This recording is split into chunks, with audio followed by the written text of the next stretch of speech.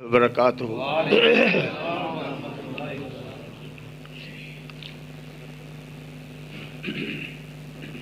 تواڈے چہرے نال زیادہ شناسائی تے نہیں ہے گی، لیکن میں کنوں دا سوچ محسوس کر رہا سی کہ حضرت علامہ شیخ الحدیث عبدالرحمن ضیاء صاحب جڑے بالفعل ساڈے میزبان نے اج وہ نظر نہیں آ رہے، تے مینوں پتہ لگا کہ باہر تشریف فرمان ہے، تے میں انہاں کو درخواست کرنا ہے کہ ساڈے طالب علماں دی حوصلہ افزائی لئی ساڈے کول تشریف لے آؤ، تے جے وہ نہیں آنا مناسب دا تے ساڈی کرسی اتھے لے جاؤ، پھر اسی اتھے بہ جانے ہیں۔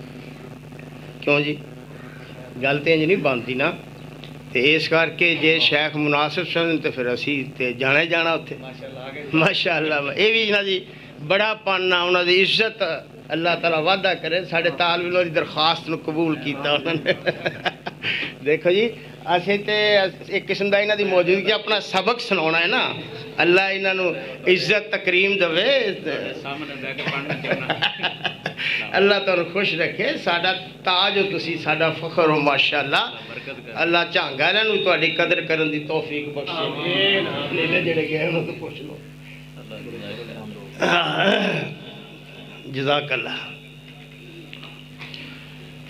الحمدللہ الحمدللہ رب العالمین والعاقبۃ للمتقین والصلاة والسلام علی سید الانبیاء والمرسلین وعلی آلہ وصحبہ اجمعین، اما بعد فاعوذ باللہ من الشیطان الرجیم، بسم اللہ الرحمن الرحیم، اہدنا الصراط المستقیم صراط الذین انعمت علیہم غیر المغضوب علیہم ولا الضالین۔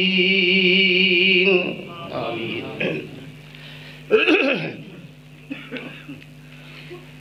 جیسا کہ آپ حضرات کو معلوم ہے اور محسوس بھی آپ فرما رہے ہیں، دیکھ بھی رہے ہیں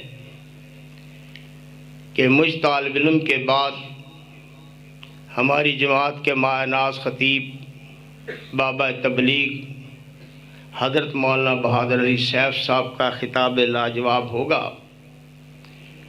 اور یہ بھی آپ کو معلوم ہے کہ اس کے بعد ہم نے نماز عشاء بھی ادا کر رہی ہے، ٹائم بڑا محدود ہے، تو میں صرف اپنی معروضات کو مختصر کرتے ہوئے، کیونکہ میں بھی اور آپ بھی تاکہ ان کے خطاب باثواب سے مستفید ہو سکیں، بڑا ہی موضوع کو محدود رکھنے کی کوشش کروں گا۔ مجھے یہ حکم دیا گیا ہے کہ ختم نبوت کے متعلق کچھ عرض کروں۔ یہ موضوع جتنا اہم ہے اتنا ہی وسیع ہے، تھوڑے سے وقت میں اس کو بیان کرنا تو کجا، میرے خیال میں اس کا خاکہ بھی نہیں پیش کیا جا سکتا، لیکن بہرحال حصہ ڈالنے کے لیے میں صرف 3 باتیں آپ کے سامنے عرض کروں گا۔ پہلی بات یہ ہے اس مسئلے کی اہمیت اور حیثیت۔ یاد رکھیے کہ جس طرح کسی گھر میں داخل ہونے کا ایک طریقہ کار ہے، اسی طرح اس گھر سے نکلنے کا بھی ایک طریقہ کار ہوتا ہے۔ اسی طرح کسی دین، کسی نظام اور کسی بھی عقیدے کو اپنانے کا ایک طریقہ کار ہے، اور اسی طرح اس سے نکلنے کا بھی کچھ طریقہ کار ہے۔ جتنے بھی ادیان سماویہ ہیں، یعنی اللہ تعالیٰ نے جتنے دین نازل فرمائے ہیں، ان ادیان میں داخل ہونے کا ہمیشہ سے ایک ہی دروازہ رہا ہے، ایک ہی طریقہ کار رہا ہے کہ اللہ کی توحید اور وقت کے پیغمبر کی نبوت کا اعتراف اور اقرار۔ جو شخص اللہ کی توحید یا اس وقت کے نبی کی نبوت اور رسالت کا انکار کر دے وہ اس امت سے خارج ہو جاتا ہے، داخل نہیں ہوتا۔ اگر داخل ہو کر انکار کرے تو وہ خارج ہو جاتا ہے۔ بعین ہی اسلام میں داخلے کا دروازہ یا طریقہ کار اور بنیادی چیز جو ہے وہ اللہ کی توحید کا اعتراف اور اقرار اور جناب محمد رسول اللہ صلی اللہ علیہ وسلم کی نبوت اور رسالت کا اقرار اور اعتراف ہے۔ اس کی دلیل آپ بہت سارے دلائل ہیں، آپ مشائخ کرام سے سنتے رہتے ہیں، لیکن اس وقت جو میرے ذہن میں آ رہی ہے عام فہم طور پہ وہ یہ ہے کہ حضرت معاذ بن جبل رضی اللہ تعالیٰ عنہ کو نبی علیہ السلام نے یمن کی طرف اپنا گورنر بنا کر بھیجا۔ تفصیلی روایت ہے، اس میں نبی علیہ السلام نے جو حضرت معاذ رضی اللہ تعالیٰ عنہ کو ہدایات دیں ان میں بنیادی چیزیں فرمائی کہ معاذ جب وہاں جاؤ، جا کر انہیں سب سے پہلے اس بات کی دعوت دینا کہ شہادت اللہ الہ الا اللہ، پہلا نقطہ یہ ہے کہ اللہ کی توحید، اللہ کے علاوہ کوئی معبود نہیں ہے۔ دوسرا یہ جناب محمد رسول اللہ صلی اللہ علیہ وسلم اللہ کے رسول ہیں، ان محمد عبدہ ورسولہ یا رسول اللہ، یہ دوسری چیز ہے۔ آپ نے فرمایا اگر وہ اس بات کو تسلیم کر لیں، مان لیں، پھر انہیں بتانا کہ اللہ نے نماز فرض کی ہے، زکوٰۃ ہے، یہی چیزیں بات کی۔ یعنی اس کا مطلب یہ ہے کہ یہ بنیاد ہے ختم نبی علیہ السلام کی نبوت اور رسالت۔ لیکن دوسرے ادیان پر ایمان تسلیم کرنا، ان میں داخل ہونا اور اسلام میں داخل ہونے میں اس رسالت کے ساتھ ایک اور چیز بھی ہے، اور وہ ہے کہ نبی علیہ السلام کی محض نبوت اور محض رسالت کا اعتراف انسان کو مسلمان نہیں بناتا جب تک کہ اس رسالت و نبوت کا لازمہ ختم نبوت کا اعتراف نہ کیا جائے، جب تک کہ نبی علیہ السلام کو رسول اللہ ماننے کے ساتھ خاتم النبیین نہ مانا جائے، تب تک کوئی اسلام میں داخل نہیں ہو سکتا، اور جو داخل ہو جائے اگر وہ رسالت کا اعتراف کرے، ختم نبوت کا انکار کر دے تو اسلام سے خارج ہو جاتا ہے۔ میری بات سمجھ رہے ہیں بھائی کہ یہ لازمہ ہے۔ اگر اس کو ہم دو جز بنا دیں تو یہ اہل سنت کے عقیدے کے خلاف ہے۔ بعض لوگوں نے، کچھ اس میں ہمارے مہربان بھی شامل ہیں، جنہوں نے اس بات کو ایک ثانوی یا ایک امر زائد قرار دیا ہے، ختم نبوت کو امر زائد قرار دیا ہے، اور اس سے بعض منکرین ختم نبوت استدلال بھی کرتے ہیں۔ شیخ جانتے ہیں، ایک برصغیر کے بہت بڑے عالم تھے، میں نام نہیں لیتا، انہوں نے کتاب لکھی ہے تحذیر الناس، اور تحذیر الناس میں اس بات کی صراحت کی ہے کہ اس سے بنیادی طور پر نفس الامر میں نبی علیہ السلام کی رسالت و نبوت کا فرق نہیں پڑتا، وہ پہلے آ جائے یا بعد میں۔ لیکن اہل سنت کا یہ، جمہور اہل سنت کا یہ عقیدہ نہیں ہے۔ جمہور اہل سنت کا عقیدہ یہ ہے، اس کی مثال یوں سمجھیے، اگر کوئی شخص کہے میں لا الہ الا اللہ کہتا ہوں، محمد رسول اللہ نہیں کہتا، تو مسلمان ہوگا؟ نہیں ہوگا۔ اگر کوئی شخص کرے لا الہ الا اللہ محمد رسول اللہ، لیکن ساتھ یہ کہے کہ محمد اللہ کے رسول تو ہیں مگر میں انہیں خاتم النبیین نہیں مانتا، تو مسلمان ہوگا؟ نہیں ہوگا۔ یہ بات عیسیٰ علیہ السلام کے ساتھ نہیں ہے، یہ موسیٰ علیہ السلام کے ساتھ نہیں ہے، 1,24,000 سابقہ انبیاء علیہ السلام کے ساتھ یہ نہیں ہے۔ یہ اگر ہے تو یہ نبی اکرم جناب محمد رسول اللہ صلی اللہ علیہ وسلم کی نبوت کے اعتراف کے ساتھ ہے۔ یہی وجہ ہے کہ آپ دیکھیں، شیخ بھی جانتے ہیں، حضرت بھی جانتے، سارے علماء جانتے ہیں، آپ نے بھی سنا ہوگا کہ جب مسیلمہ کذاب نے جھوٹی نبوت کا دعویٰ کیا ہے تو اس کا اختلاف نبی علیہ السلام کی نبوت اور رسالت پر نہیں تھا بنیادی طور پر۔ اس نے تو کہا تھا میں مانتا ہوں، اس نے کہا تھا مجھے سودے بازی کر لے، وہ نبی علیہ السلام کو نبی مانتا تھا، رسول بھی مانتا تھا، لیکن اس کا مدعا یہ تھا کہ میں بھی نبی ہوں، چلو کم از کم تم چلے گئے تو مجھے اپنا جانشین بنا دو، تو جی ٹھیک ہے۔ لیکن نبی علیہ السلام نے اس بات کو گوارا نہیں کیا، اور جنگ یمامہ ہوئی اس نقطے پر ہے۔ بلکہ میں تو کہتا ہوں شاید یہ مبالغہ ہو کہ اسلام اور کفر کا پہلا مارکا جنگ بدر، اس کی بنیاد توحید تھی، اور نبی علیہ السلام کی رحلت کے بعد امت کا سب سے پہلا مارکا باضابطہ، جس میں کئی 100 صحابہ کرام نے جامع شہادت نوش کیا، جنگ یمامہ، اس کی بنیاد لڑائی کی کیا تھی؟ وہ ختم نبوت تھی۔ وہاں اللہ کے رسول نے کیا کہا تھا کہ اللہ اگر آج ان صحابہ میری کل پونجی کو تو نے نہ بچایا تو پھر تیری توحید کا جھنڈا اٹھانے والا دنیا میں کوئی نہیں رہے گا۔ اور یہاں ابو بکر صدیق رضی اللہ تعالیٰ نے کیا کہا تھا؟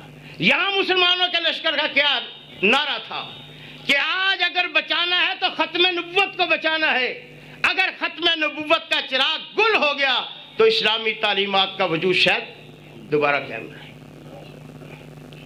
اور اس کی اہمیت کا اندازہ اس بات سے بھی لگائیے، اللہ اکبر، حضرت وحشی رضی اللہ تعالیٰ عنہ جلیل القدر صحابی، لیکن ایمان لانے سے پہلے یہ وہ شخص ہے جس نے جنگ احد میں اسلامی لشکر کے مقابلے میں جنگ لڑی، کفار کی طرف سے میدان میں اترا، اور یہی وہ شخص ہے جس نے سید الشہداء حضرت حمزہ رضی اللہ تعالیٰ عنہ کو شہید کیا تھا۔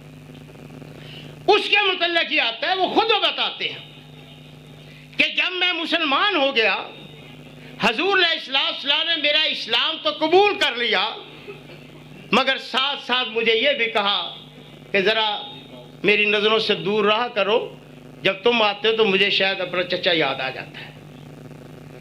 یہ ایک الگ تفصیل ہے، مگر یہی وحشی بن حرب جنگ یمامہ میں بھی شریک ہوا، اور جنگ یمامہ میں مسیلمہ کذاب کو قتل کرنے والوں میں ان کا بھی حصہ اور کردار تھا، یا یوں کہیے انہوں نے قتل کیا، باقی تو آتی ہے تفصیل۔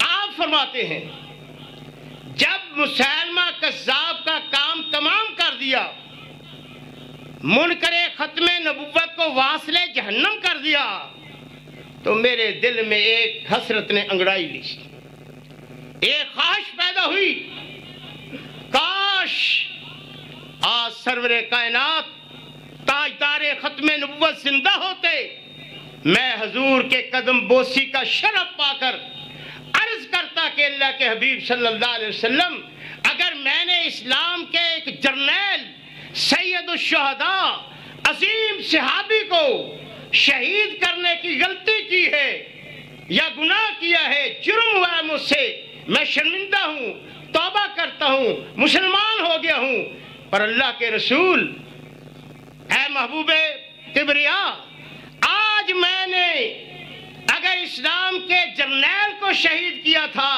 آج میں نے اسلام کے سب سے بڑے دشمن کو واصل جہنم بھی کیا ہے، ذرا بیلنس کر کے یا اللہ کے رسول ذرا راضی ہو جاؤ۔ میں اللہ کے رسول کو راضی کر لیتا، اللہ کے رسول کی خوشنودی حاصل کر لیتا کہ ٹھیک ہے، تم نے ادھر بھی ایک بہت بڑے جرنیل کو شہید کرنے کا جرم کیا تھا، لیکن جا حباشی تو نے اس کا بدلہ چکا دیا ہے، میں محمد کا سینہ ٹھنڈا ہو گیا۔ یہ ایک خواہش کی ایک تعبیر ہے، یعنی آپ اندازہ لگائیں کتنی اہمیت ہے اس عقیدے کی۔ حضرت واشی فرما رہے ہیں، بلکہ اللہ اکبر، حافظ ابن حزم رحمۃ اللہ علیہ نے ایک واقعہ لکھا، فرماتے ہیں ایک مرتبہ دو بنو غفار کے آدمی اور دو بنی غطفان کے آدمی، ان کا جھگڑا ہو گیا۔ جھگڑا یوں ہوا کہ بنو غفار کے دو آدمی مکہ کی طرف نکلے، ایک بستی میں گئے، اتفاق سے بستی میں بنو غطفان رہتے تھے، ان کا دو آدمیوں کے اونٹ گم ہو گیا۔ وہ تلاش کے نکلے تو آگے یہ پکڑے گئے، وہ ان دونوں کو پکڑ کر نبی علیہ السلام کے پاس لے آئے۔ فرمایا حضور انہوں نے ہمارے اونٹ چرائے ہیں، انہوں کے پاس ہمارے اونٹ ہیں۔ نبی علیہ السلام نے ان دونوں کو اپنے پاس بلایا، ایک کو اپنے پاس بٹھا لیا، یعنی سمجھے گرفتار کر لیا، روک لیا اپنے پاس، بیٹھ جاؤ ادھر، باندھ دو اسے۔ دوسرے کہا جاؤ تم اونٹ تلاش کرو، لاؤ اونٹ کہاں ہے، جاؤ تلاش کرو۔ وہ باہر گیا، باہر تلاش کیا، اونٹ مل گئے۔ جب اونٹ وہ لے آیا، بتایا نبی علیہ السلام کو، یا رسول اللہ اونٹ مل گئے ہیں، تو نبی علیہ السلام نے شاید محسوس کیا کہ میں نے جو اس کو اتنی دیر تک بٹھایا، گرفتار کیا ہے، پریشان کیا ہے، یہ اس کا شاید قصور نہیں بنتا، تو آپ فرمایا استغفر لی۔ دیکھیے عظمت مصطفیٰ صلی اللہ علیہ وسلم، فرمایا میرے بھائی میرے لیے اللہ سے بخشش کی دعا کیجیے۔ کتنی عظمت ہے جناب مصطفیٰ، کیا سبق ہے ہمارے لیے ملتا۔ کیا ہمارے اندر اتنا ہے یہ اسوہ حسنہ ہے کہ ہم کسی کے ساتھ تھوڑی سی زیادتی کر رہے ہیں، ہم تو کہتے ہیں ٹھیک ہے، اب ایک جرم کیا دوسرا کہتے ہیں میری چودر کو فرق آ جائے گا، میری ناک نہیں رہے گی، میں اسے معافی مانگوں۔ اللہ اکبر، یہ اخلاق کریم تھا نبی علیہ السلام۔ فرمایا استغفر لی، تو اس صحابی نے کہا یا رسول اللہ صلی اللہ علیہ وسلم غفر اللہ لک، اللہ آپ کو معاف فرمائے۔ حضور نے فرمایا وَلَكَ وَقَتْلَكَ فِي سَبِيلِهِ، میرے صحابی میں تیرے لیے بخشش کی دعا کرتا ہوں اور اللہ سے دعا کرتا ہوں اللہ تمہیں جام شہادت اپنے راستے میں نصیب فرمائے۔ اپنے راستے میں فی سبیلہ، اپنے راستے میں اللہ تعالیٰ تمہیں شہادت کا رتبہ نصیب فرمائے۔ اور پھر یہ صحابی جنگ یمامہ میں شہید ہوا، یہ صحابی جنگ یمامہ میں شہید ہوا، جس کا معنی یہ بنتا ہے کہ اللہ کے رسول صلی اللہ علیہ وسلم کی زبان نبوت سے ان لوگوں کو یہ بشارت ملی ہے کہ ختم نبوت میں جہاد کرنے والوں، ختم نبوت کی خاطر محنت کرنے والوں، منکرین ختم نبوت کے خلاف جہاد کرنے والوں، یہ کوئی معمولی راستہ نہیں ہے، یہ تحریک کوئی معمولی تحریک نہیں ہے۔ میں زبان نبوت سے کہتا ہوں فی سبیل اللہ، یہ اللہ کے راستے میں جہاد ہے۔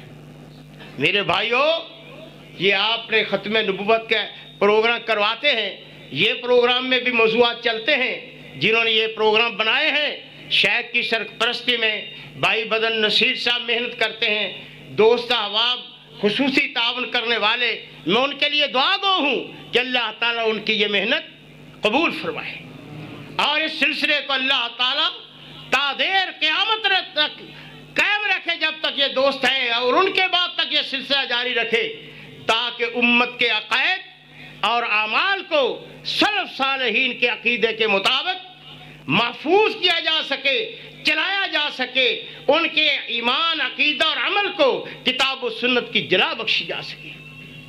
تو بہرحال یہ ایک بنیادی چیز ہے، میں محسوس کرتا ہوں کہ آپ یقیناً سمجھ گئے ہوں گے کہ عقیدہ ختم نبوت میرے بھائیوں کے معمولی بات نہیں ہے، یہ جوہری چیز ہے، بنیادی چیز ہے۔ اس کو حرز جان بنائیے، اس کو اپنے سینوں میں سجائیے، اور اس کے لیے تگ و دو کیجئے، محنت کیجئے، اور اس محنت کا ایک حصہ یہ ہے کہ جو منکرین ختم نبوت ہیں ان کے متعلق آپ کو دو چیزوں کا لازمی علم چاہیے. ایک، ان کے شبہات کیا ہیں، ان کے دلائل کیا ہیں، اور اہل سنت کے ختم نبوت ثابت کرنے کے لیے، اس عقیدے کو مستحکم ثابت کرنے کے لیے، متحقق کرنے کے لیے کیا دلائل ہے. ہماری کمزوری ہے، ہمارا تو واسطہ نہیں پڑا لیکن سنتے ہیں. ویسے بھی باطل نظریات والے، ان کا بچہ ان کو کچھ دلائل یاد ہوتے ہیں، لیکن ہماری بدقسمتی ہے دور یہ آ گیا ہے. ویسے ورنہ ہمارے بچپن میں، یا جن لوگوں کو میں نے دیکھا ہے یا علامہ صاحب نے دیکھا ہے، انہوں نے ان کی زیارت کی ہے، شیخ نے بھی ان کو دیکھا ہے، ان بزرگوں کی تقاریر سن کر ہمارے سامعین آدھے مناظر بن جاتے تھے. بلکہ حقیقت یہ ہے کہ میرے جیسے طالب علم کی جرت نہیں ہوتی تھی کہ وہ ہمارے عوام کو خطاب کر سکے. وہ پوچھتے مول سے یہ مسئلہ کہاں سے بیان کیا، دلیل کیا ہے. اللہ اکبر. آج ہمارے سٹیج میں یہ چیز نہیں رہی. اس میں سٹیج والوں کا قصور اگر ہے تو ہمارا بھی ہے کہ ہم دلائل یاد نہیں رکھتے. میں عرض کیا کرتا ہوں اللہ کی قسم، میں ویسے ہم دوسروں کو کہتے ہیں نا، مثال کے طور میں کہا کرتا ہوں کہ جتنا ہم ربیع الاول پر زور لگاتے ہیں نا میلاد النبی منانے کا، چلیے جائز نجائز چھوڑ ہے، تو میں کہا کرتا اگر ہمارے بھائی ذرا توجہ دے لیں، اگر ہر آدمی سے عہد لے لیں. اب تو سیاستدان بھی حلف لیتے نا، عمران خان نے شروع نہیں کیا سلسلہ، حلف لیتا ہے، اللہ اکبر استغفر اللہ، حلف لیتا ہے. اور تم ان سے حلف لے لیا کرو، ان سے اقرار کروایا کرو کہ اگر تمہیں پیغمبر علیہ السلام سے محبت ہے، سینوں پر نالین مبارکین ان کی تصویر سجانے سے بات نہیں بنے گی. اپنے دل و دماغ میں صرف ایک چیز سنبھالو، عہد کر لو کہ میں نے اس دفعہ ایک سنت پر عمل کرنا لازم کرنا ہے. کوئی کہے جی میں نے داڑھی رکھنی ہے، بس میں نے یہ سنت اپنانی ہے. کوئی کہے جی میں نے آج عہد کر لیا تمہارے ساتھ، میں نے نماز نہیں چھوڑنی. تو اللہ کی قسم جتنی دیر سے یہ رواج شروع ہوا ہے نا، 30 40 یا 50 سال سے، سارا معاشرہ الحمدللہ سنت کا تابعدار ہوتا. دین آ جاتا ہے، انقلاب آ جاتا، مگر ہم یہ سوچتے نہیں ہیں، ہماری یہ فکر نہیں ہے. اسی طرح میں آپ سے درخواست کرتا ہوں، اگر آپ ایک ایک دلیل بھی یاد کریں نا، تو اللہ کی قسم آپ ہم سے بڑے مناظر عالم بن جائے. ایک ایک دلیل یاد کر لو. تو بہرحال ان کے شبہات کیا ہیں؟ میں نے آیت پڑھی ہے اہدنا الصراط المستقیم. اس سے بھی مرزائی استدلال کرتے ہیں مرزے کی نبوت کے یا نبوت کے اجرا پر. تقریر استدلال ان کی یہ ہے، یعنی وہ کیسے دلیل کرتے ہیں؟ وہ کہتے ہیں دیکھیے، آپ کہتے ہیں دعا مانگتے ہیں اہدنا الصراط المستقیم صراط الذین انعمت علیہم، یا اللہ ہمیں ان لوگوں کا راستہ دکھا جن پر تو نے انعام کیا ہے. اور انعام کن پر کیا ہے؟ وہ اللہ نے دوسری جگہ فرمایا من یطع اللہ ورسول اولئک مع الذین انعم اللہ علیہم من النبیین والصدیقین والشہداء والصالحین اولئک حسن رفیق. فرمایا وہ نبی ہیں، صدیقین ہیں، شہداء صالحین ہیں. اس کا مطلب جن کے متعلق دعا مانگی جا رہی ہے کہ اللہ ہمیں ان سے کر دے، تو اس کا مطلب وہ ہوں گے تو کریں گے نا، اس کا مطلب نبی آئے گا تو ہوں گے نا. یہ ان کا مغالطہ ہے، بلکہ مغالطہ نہیں ہے، یہ قرآن کریم میں تحریف ہے. پہلی بات تو یہ ہے کہ یہاں لفظ کیا ہے؟ مع النبیین ہے، جس کا معنی ہے کہ ہمیں نبیوں کے ساتھ اٹھاؤ، ساتھ نصیب فرمانا، ان جیسا عقیدے کا ساتھ، عمل کا ساتھ، حشر کا ساتھ، نشر کا ساتھ، جنت کا ساتھ نصیب فرما دے. ماں کا معنی یہ ہے. وہ ماں کو بمانا من النبیین کرتے ہیں اور یہ مفقود ہے، یہ مغالطہ ہے نا. تو ہمارے ذہن میں ہونا چاہیے کہ ماں کا یہ معنی نہیں ہے، یہ تحریف ہے. اور پھر اللہ تعالیٰ نے قرآن ہی میں یہ بات واضح کرتی کہ اگر اس کو مان لیا جائے، پھر اللہ نے بڑے لطیف پیرائے میں سمجھایا ہے کہ یہ 4 چیزیں ہیں: نبیین، صدیقین، شہداء، صالحین. قرآن کریم میں اہل ایمان کا جہاں ذکر ہے، عمل صالح کا جو ذکر ہے، وہاں اللہ نے 3 نسلیں چلائی ہیں، 3 کی بڑھوتی کا ذکر کیا ہے، صدیقین کا، شہداء کا اور صالحین کا۔ والذین آمنوا وعملوا الصالحات نجعلهم من الصالحین، فرمایا ہم ان صالحین سے کریں گے۔ اور دوسری جگہ اولئک من الصدیقین والشہداء، یہ شہداء صدیقین سے ہوں گے۔ یعنی یہ تو ہو سکتا ہے کہ انسان اپنی محنت کر کے، اپنے عمل سے، اپنے ایمان کی پختگی اور اس کردار سے کوئی صدیقیت کا درجہ پالے، کوئی شہداء کا پالے، کوئی صالحین کا پالے۔ نبی کا اللہ نے ذکر ہی نہیں کیا، اس لیے کہ نبوت کا اجرا نہیں تھا۔ اور پھر یہ بھی ہے، اللہ نے قرآن کریم میں یہ بات کر دی کہ یہ نہیں ہے کہ نبوت، رسالت یہ کوئی کسبی چیز ہے، یہ کیا ہے؟ وہبی چیز ہے۔ اللہ عالم حیث یجعل رسالتہ، اللہ جانتا ہے میری نبوت اور رسالت کا حقدار کون ہے۔ پھر بات لمبی ہو جاتی ہے، یہاں بھی ایک گھپلہ ہے کہ ہمارے ہی مہربانوں نے ایک چور دروازہ کھول دیا ہے۔ ایک تو امامت کا چور دروازہ ہے نا، ایک اور چور دروازہ ہے، وہ یہ ہے کہ ذوق اور محنت یہ بھی انسان کو پہنچا دیتی ہے۔ ذوق، محنت یہ بھی پہنچا دیتی ہے، کثرت عبادت سے بھی۔ اور مرزا نے یہ کہا بھی ہے، سٹیپ بائی سٹیپ میں محنت کرتے کرتے کرتے کرتے کیا سے کیا بن گیا۔ لیکن شریعت میں نبوت کا یہ معیار نہیں ہے، شریعت کے نبوت کا معیار ایک ہی ہے کہ وہ اللہ کا انتخاب قدرت ہے، جس کو چاہے نبوت دے۔ نبوت نہ کسی کے حسن و جمال کے لیے تحت ملتی ہے، نہ کسی کے حسب و نسب میں تحت ملتی ہے، نہ اقتدار و اختیار کے ساتھ ملتی ہے، نہ جاہ و جمال کے ساتھ ملتی ہے۔ یہ نبوت ملتی ہے تو اس کا معیار رب کائنات نے اپنا ایک بنایا ہے کہ میں جانتا ہوں اس تاج نبوت اور رسالت کا حقدار کون ہے اور کون نہیں۔ اور پھر یہ بھی یاد رکھیے، یہ آیت مبارکہ جب نازل ہوئی ہے، جب فاتحہ نازل ہوئی ہے، تو نبوت تو نبی علیہ السلام کو پہلے مل چکی تھی، اس کا بھی یعنی اس تطابق نہیں۔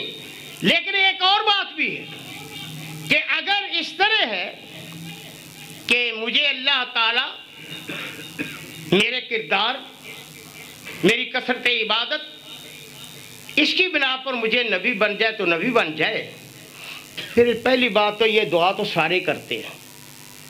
کیوں بھائی؟ جتنے بھی نمازی پڑھتے ہیں، خواہ مسجد میں کوئی جماعت کروانے کے لیے آئے وہ بھی پڑھتا ہے، کوئی جوتے چرانے کے لیے آئے تو وہ بھی پڑھتا ہے نا، سارے ہی پڑھتے ہیں، اچھے بھی پڑھتے ہیں، برے بھی پڑھتے ہیں، سارے ہی پڑھتے ہیں، تو پھر تو سارے نبی بننے چاہیے نا، سارے نے۔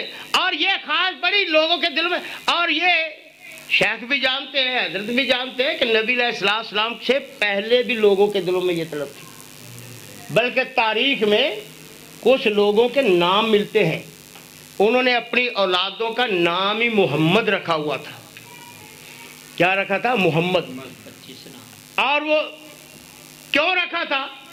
اس لیے کہ سابقہ کتب میں یا ہمارے ہاں مشہور ہے کہ ایک نبی آئے گا اور اس کا نام محمد ہوگا، لہذا ہم بھی اپنے بیٹے کا نام محمد رکھتے ہیں تاکہ یہ وہی نبی۔ لیکن بن گیا کوئی؟ نہیں بنا۔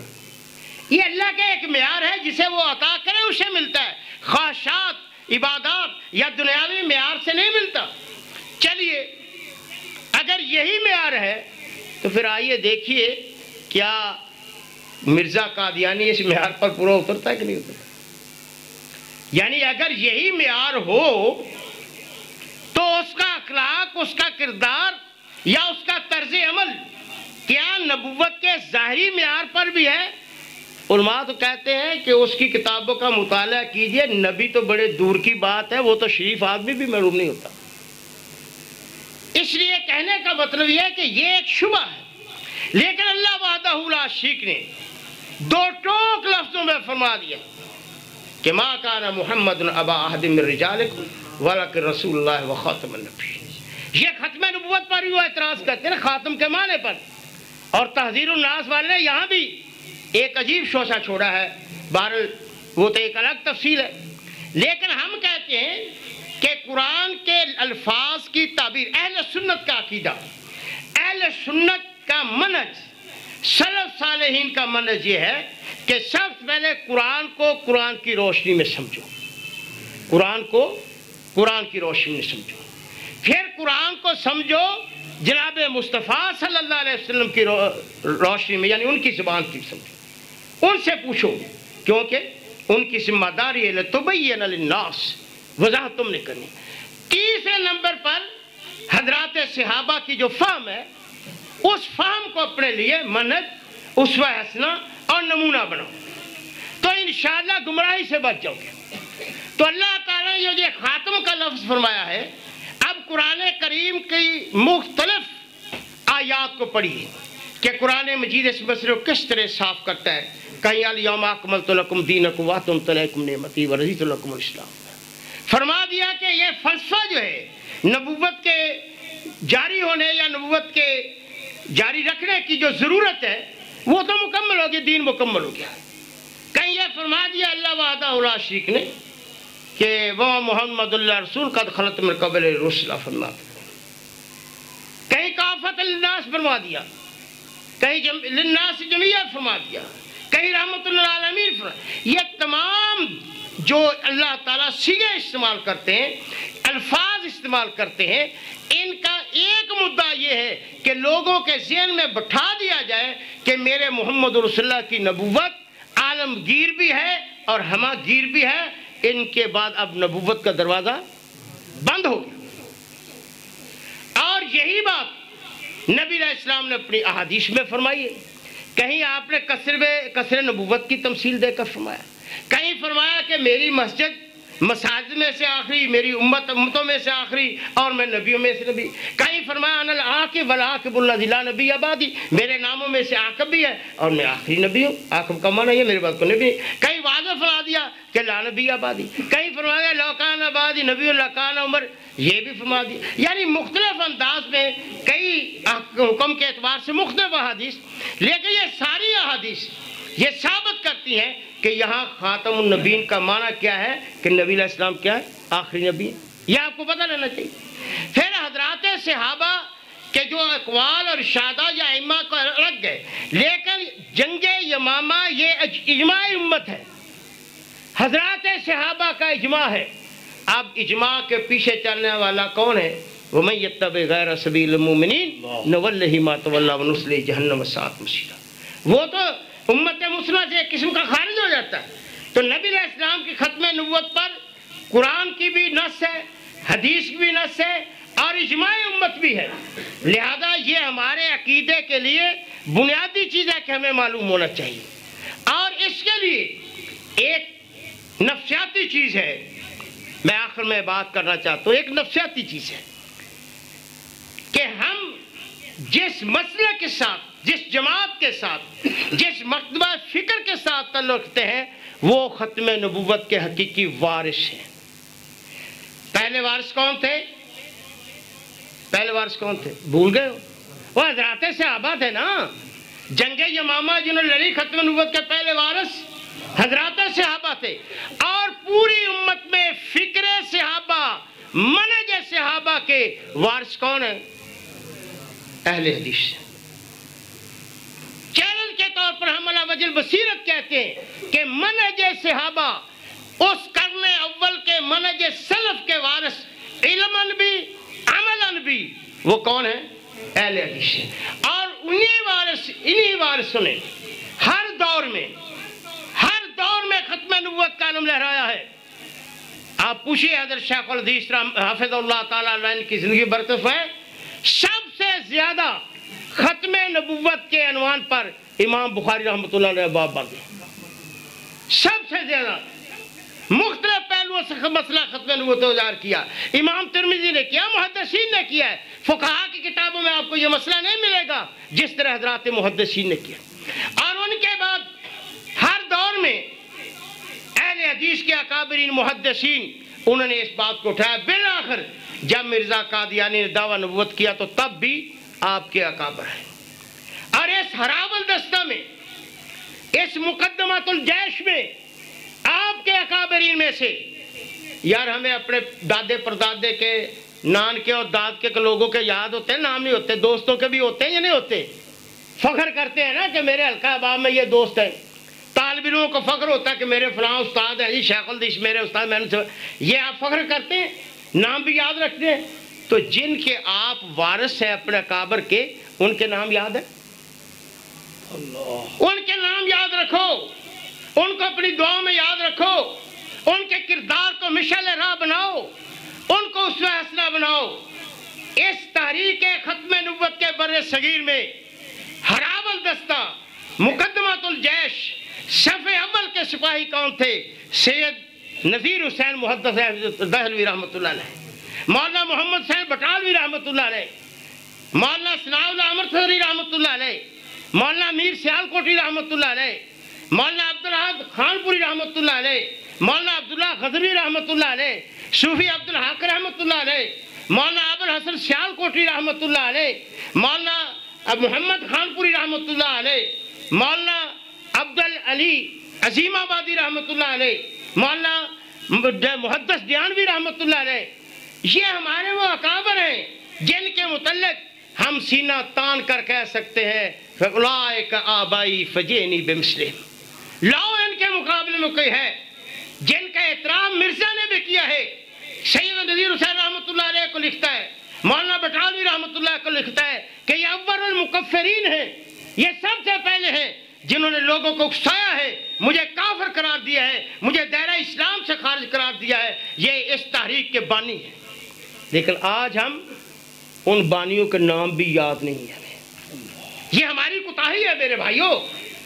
تو میں چاہتا ہوں، میری خواہش ہے، آپ سے درخواست ہے کہ ان اکابرین کو یاد رکھنا، یہ بھی ختم نبوت کی تحریک سے عقیدت اور محبت ایک پہلو ہے۔